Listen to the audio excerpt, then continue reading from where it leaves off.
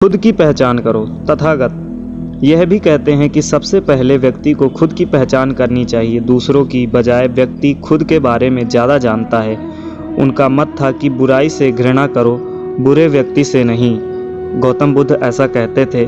एक दिन की बात है, किसी गांव के पास बहती नदी के किनारे बुद्ध बैठे थे। किनारे पर पत्थरों की भरमार थी, पर छोटी सी वह नदी अपनी तरल धारा के कारण अब आगे बढ़ती ही जा रही थी।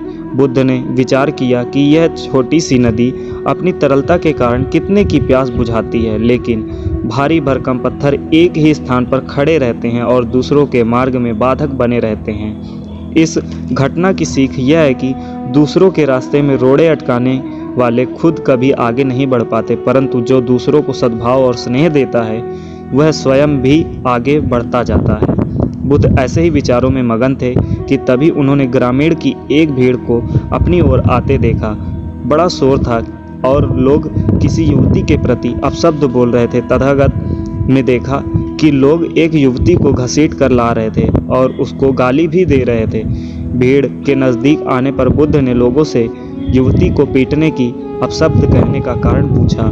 लोगों ने कहा कि यह स्त्री व्यभिचारी है और हमारे समाज का नियम है कि यदि व्यभिचारी स्त्री पकड़ी जाए तो उसे पत्थरों से कुचलकर मार डालना चाहिए। तथागत ने युवती की ओर देखा और कहा, जो तुम चाहते हो वही करो, पर मेरी एक शर्त है कि पत्थर मारने का अधिकार वही है जिसने कभी व्यभिचार नहीं किया हो और ना ही उसके मन में ऐसे विचार कभी आए हों। इतना कहकर तथागत शांत हो गए। चारों ओर मौन था। कुछ समय बाद लोगों की भीड़ मन में पश्चाताप का भाव लिए हुए वहां से विदा हो गई। इस घटना से यही सत्य उभरता है कि हम खुद अपने प्रति न्याय कर सकते हैं, दूसरों के प्रति नहीं, क्योंकि हमारी जानकारी दूसरों के पास नहीं है।